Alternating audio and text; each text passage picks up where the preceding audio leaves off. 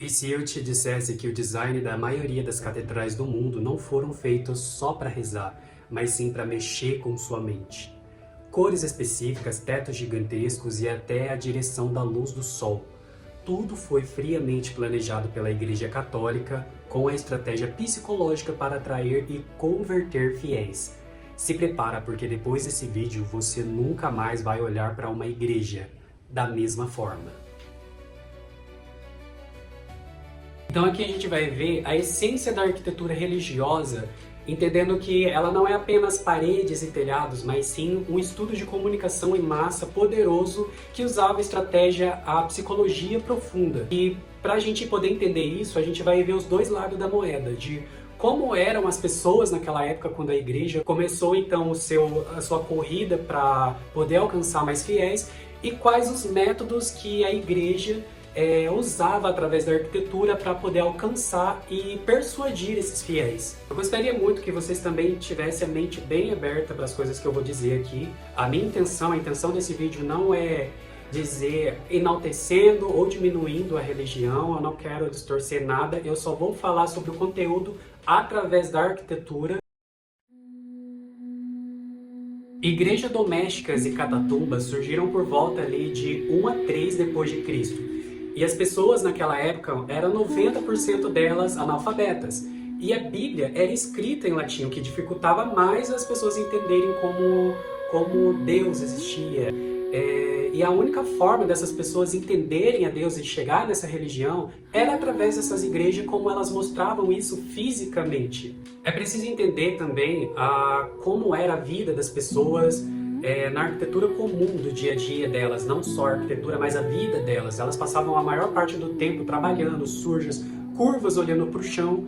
Então a casa delas eram mal cheirosas, eram sujas, era escura, não tinha uma iluminação perfeita. Então o que eles tinham de uma boa arquitetura era o que eles conseguiriam ver de fora da casa dos seus líderes e também aonde eles podiam chegar, que eram as igrejas. Um dia a dia de escuridão, de dor, quando eles estão de frente para a igreja, eles estão de frente para um monumento gigantesco, muito diferente com o que eles vinham dentro das suas casas, com textura, com uma visão extremamente monumental e detalhada, cheia de detalhes, os vitrais, a escadaria, o fato dela estar elevada, a configuração interna, eles olham para cima, tem as cúpulas, tem os domos, a distribuição dos ambientes, porque não era simplesmente chegar e entrar na igreja como é feito hoje. Eles tinham toda uma questão de trajeto. Enquanto eles estão caminhando, eles estão estudando o espaço, estão entendendo. Então está dando tempo para ele colocar os seus sentimentos e suas emoções de acordo com o que o ambiente aonde eles vão entrar requer deles. Então, lá dentro, eles vão ter o cheiro do incenso, eles vão ter a visão deslumbrante de cada detalhe das pinturas, dos mosaicos, dos vitrais, para fazer o estado de espírito deles ficarem de acordo com o que eles precisam para entender a Deus. Então é um espaço que eles entendem como um lugar de deslumbre, esperança, acolhimento. Então viver naquela época seria muito fácil você fazer parte de um ambiente que te promove tranquilidade, conforto, esperança e boas palavras, pessoas que querem te ajudar. Fazer parte de uma comunidade extremamente especial até nos dias de hoje. Então imagine como seria incrível fazer parte de um lugar que faça você se sentir tão assim, vivendo numa época como eles viviam. Então, qual era o pensamento da igreja para alcançar esses fiéis? A igreja ela pensava em dois métodos diferentes, que é a pedagogia visual e o teatro psicológico. Ou seja, a igreja ela deveria ser a Bíblia aberta em formas de arquitetura, ou seja, a própria igreja deveria contar partes da Bíblia, contar a palavra ali escrita, né? Então eles usavam, então a igreja era nada mais, nada menos do que a Bíblia e pedra. Então cada escultura de santo, cada demônio esculpido, ele serviria como um recado ali. Né? Aqui existem regras, ou se você não obedecê-las, esse será o seu destino. E o pensamento teológico defendia que Deus era luz, o divino é a luz. Então eles faziam com que as pessoas entrassem dentro de um espaço que experimentasse essa iluminação mística que vinha de fora, que tinha esse poder lá dentro. Então a gente tem essa configuração dos vitrais extremamente coloridos, extremamente educativos também, não apenas só para ser bonitas, mas elas têm uma importância educativa e também espiritual. Cores diferentes são sentimentos e emoções diferentes lá dentro. Então as pessoas tinham esse sentimento dentro da igreja ao ouvir a palavra e também ao ver. A Catedral Chartres, na França, ela existe até um labirinto dentro dela, para que as pessoas não chegam já entrando e já se locando ali dentro do edifício, mas sim uma forma de peregrinação e também meditação, ou seja, as pessoas deveriam levar apenas a essência delas e deixar os problemas de fora. Então, usar esses labirintos te faz focar melhor no objetivo que você está ali e também usar o espaço da forma correta, para não conversar lá dentro. Existem várias maneiras de você fazer o foco ficar totalmente adequado àquele ambiente. Por volta de 1500, ali na Idade Moderna, influenciado bastante pelo Martinho Lutero, surgiu então o protestantismo, que criticava bastante a Igreja Católica pelo todo o seu ornamento visual e riquezas também. A igreja, esse protestantismo levava uma arquitetura mais simples, mais focada na palavra da Bíblia e não apenas na questão visual. Então eles criticavam bastante a Igreja Católica devido a esses fatores. A Igreja Católica então teve que mudar drasticamente o seu pensamento. Se eles oferecem então as palavras frias, nós vamos levar então o sentido da palavra. É que a arquitetura para o protestantismo não significa tanto.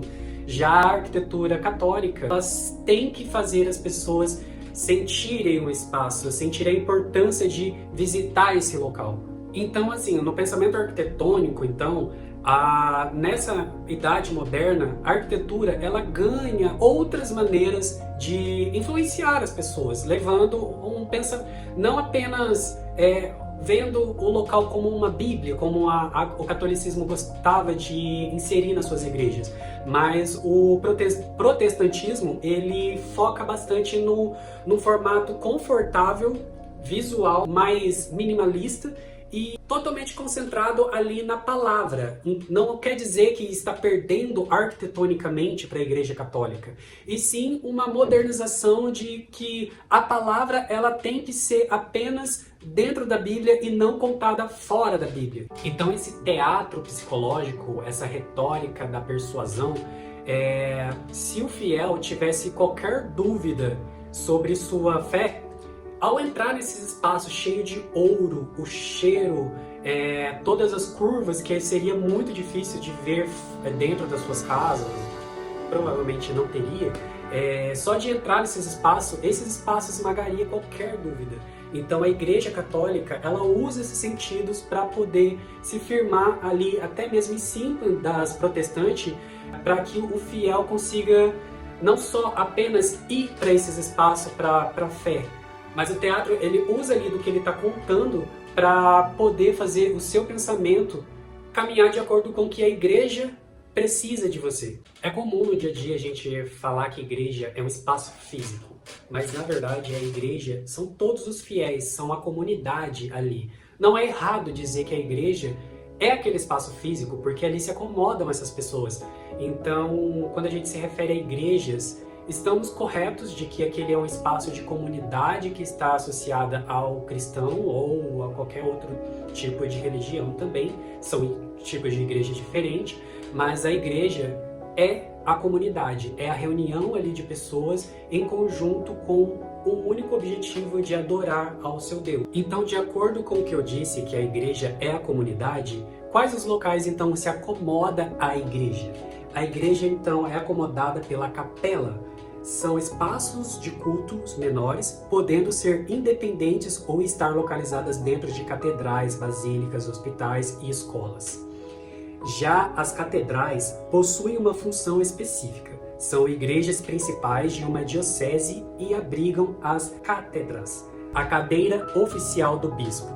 E também temos a basílica, que são edifícios que recebem um título honorífico especial concedido pelo Papa devido à sua grande importância histórica, espiritual ou arquitetônica. Na descrição vou deixar então os estudos e artigos científicos e pessoas influentes dessa área que estudam cada época de importância que as igrejas tiveram na sociedade, até hoje tem, né? Aqui é só uma passada de pano por cima, só a ponta do iceberg de como a arquitetura ela consegue influenciar pessoas. E a Igreja Católica é algo incrível de se estudar, porque o estudo psicológico das igrejas é algo extremamente fantástico e eu acho que é fácil de você interpretar isso também.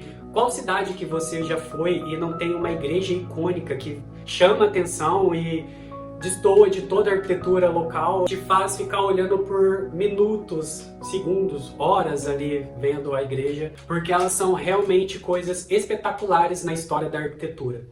Esse canal, vocês percebem que ele fala sobre a arquitetura e o cinema, e o meu objetivo aqui é exatamente isso, fazer com que vocês tenham essa conexão entre o que vocês veem dentro do filme. Como a arquitetura presente nos influencia bastante no nosso dia a dia. Nos filmes também, eles usam bastante esses espaços externos e internos também para contar a história. Então não pense que isso aqui é um conteúdo fora, particular, não tem nada a ver com o conteúdo do canal sobre o cinema, sobre o audiovisual. Tem. Essa não vai ser a única vez que eu vou falar de igrejas aqui, porque tem um conteúdo assim infinito sobre coisas que é importante falar. No audiovisual, elas têm uma significância extremamente importante para se retratar, então eu quero falar mais sobre a presença delas em algumas cenas. E por hoje é só, eu gostaria muito que você comentasse o que você interpreta sobre igrejas quando você vê, a sensação que você tem. O que eu poderia ter dito aqui nesse vídeo, me dê dicas também do que eu posso mais comentar nesse vídeo. E por hoje é só, agradeço muito sua presença. Obrigado por ficar até aqui e até o próximo vídeo. Tchau, tchau.